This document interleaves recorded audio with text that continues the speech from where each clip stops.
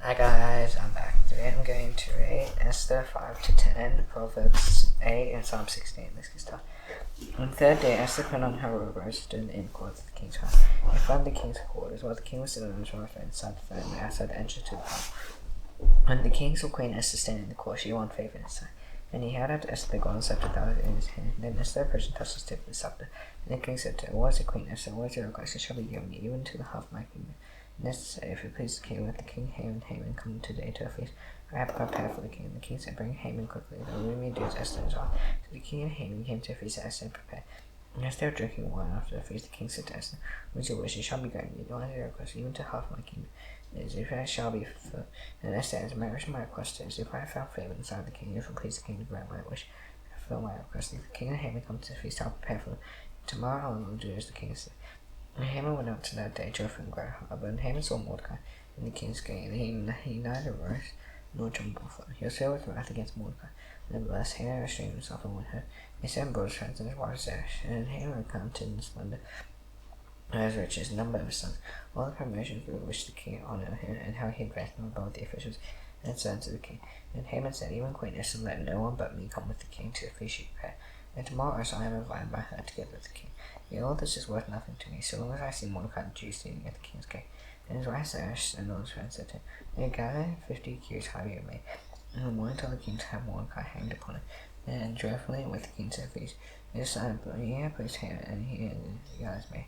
And that night the king could not sleep, and he gave the orders to bring the book memorable deeds. Chronicles they were right before the king, and it was found written how Mordecai had told about the Teresh, and two of the king's eunuchs who guarded the threshold, who sought to lay hands on King Ahasuerus. And the king said, "Well, honor and distinction has been bestowed on Mordecai for this." And the king's young lady attended and said, "What is being done for him?" And the king said, "We was in the court." And Haman had just entered the outer court of the king's palace, speak to the king about having Mordecai hanged on the gallows.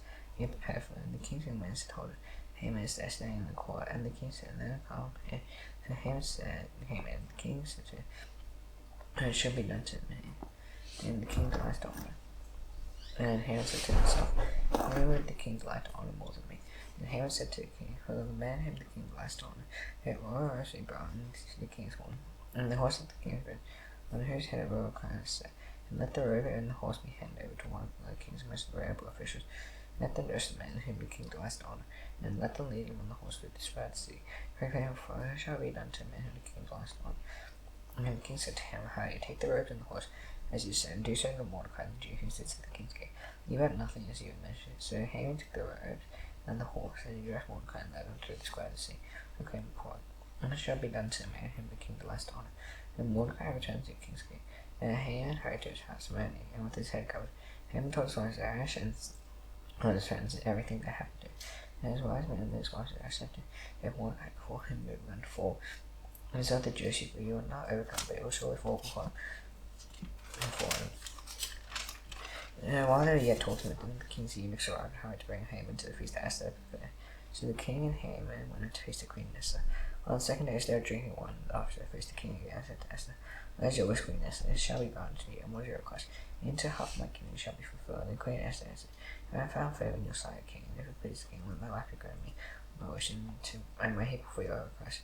And if they have been sold, my people to be destroyed, to be killed, to be annihilated. If we have been sold meanly as slaves, then I would be satisfied. Our wish is not to be compared with the loss of the king."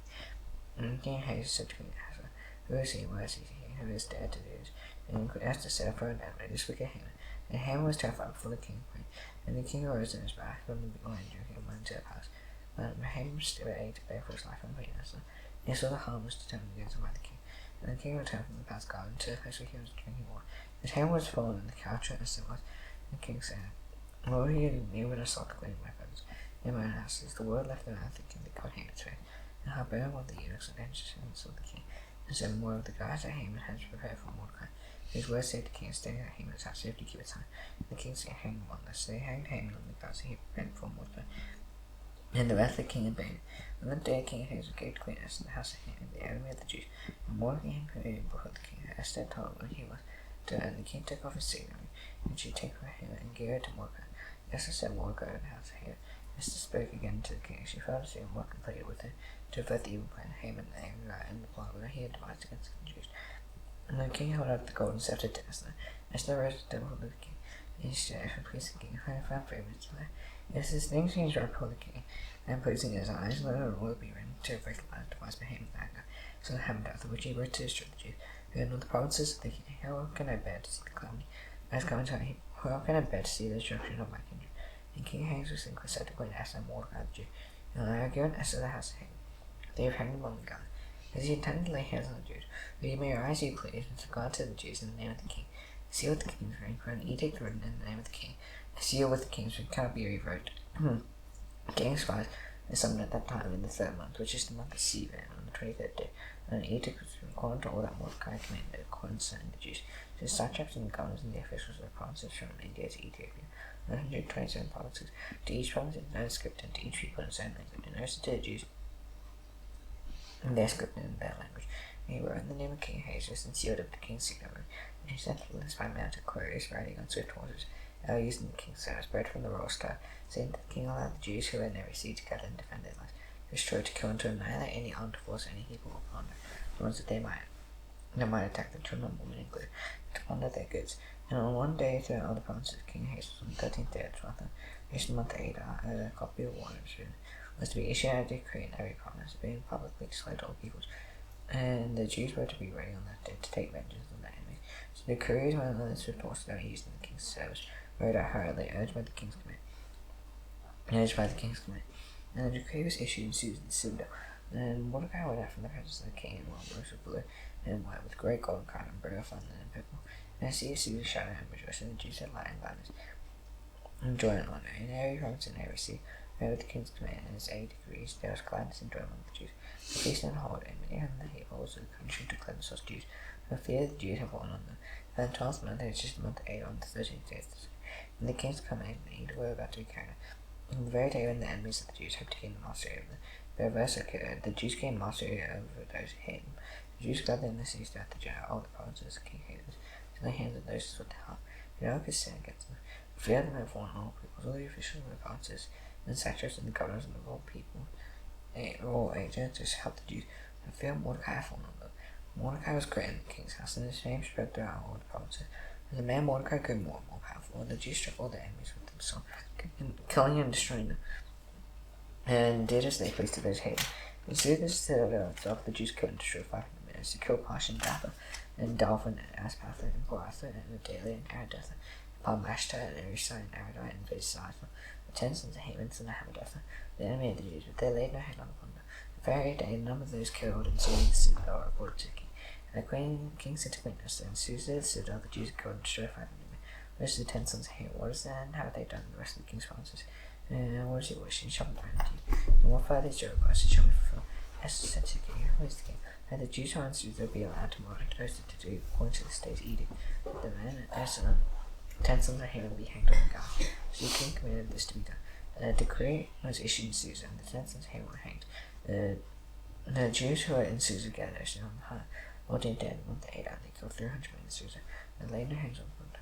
The rest of the Jews who were in the king's provinces, those who gathered to defend their lives, begot no relief from all their enemies, and killed 75,000 of those who hated them, and laid their hands on the plunder. They also was out on the 13th day of the month Adar.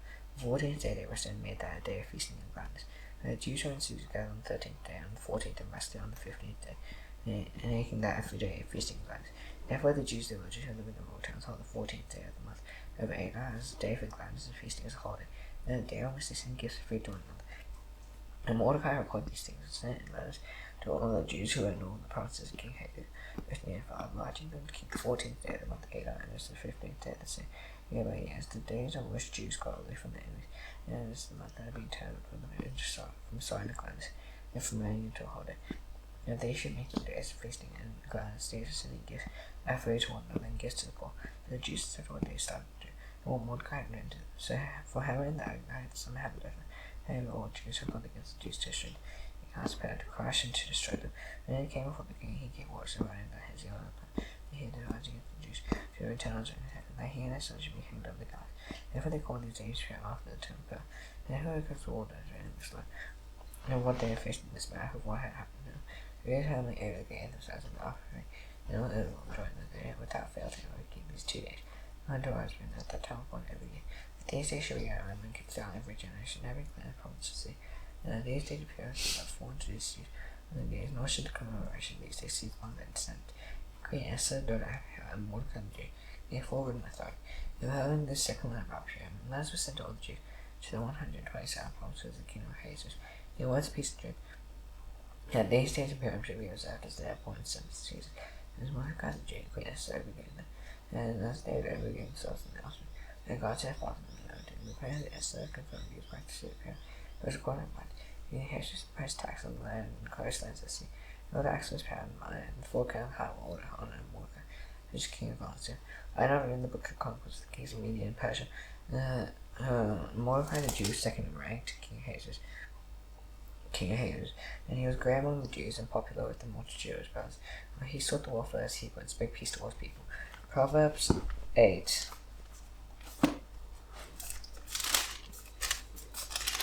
Does not wisdom quote, does not understand the ways of voice on the heights beside the way, and the crossroads she takes a step, says the gates in front of the town, then the poor she cries, to you, I call, my cries to the children of men, simple and slow and pure, so false lands, he fast speak noble things, for others will come much for. When my mouth are the truth, we can consider abomination to our lips. The words are in mouth of righteous, there is nothing to a stroke of good. You illustrate to him out stands by to those for night. Take my instructions to so and no rather than choice call.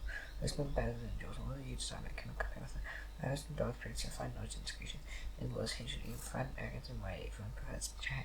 Head countenance and wisdom, I have inside strength, but me gives me. The most acquittal is just by any principle, and there was all coming justly. None of those loving those see me diligently when it should allow with me, enjoying what the match in this. My fear is better than gold, here we find gold, and my youth and choice soul. I'm going away to righteousness and the path of justice. And I have just to this loving, and fill their church. The Lord possess me at the beginning of the story. And that's his excellent. All the ages of the earth are set up. At first, before the beginning of the earth. And there are no depths put forth, and there are no strings bound with Lord. The commandments have been shaped before the hills. I was brought forth before. For he made the earth as pure as the first and dust of the world. And he established the heavens that was there, when he drew circle on the face of the deep. The air from the skies above, when he established the heavens to the deep. He sat to see its limits, that the waters might not transgress it from it. He knocked out the foundations of the earth, and the earth decided like a master workman. It was daily his delight, rejoicing before Moses, rejoicing in his habitable and delighting in the children. And now says, was to be less than 3 my ways. He instruction be wise, and not neglected. Listen to one who listens to me, watching down my gates, waiting beside my doors. Whoever finds me, find me, from intention from the Lord. He fails to find me into himself, or will hate me, love death. Psalm 16.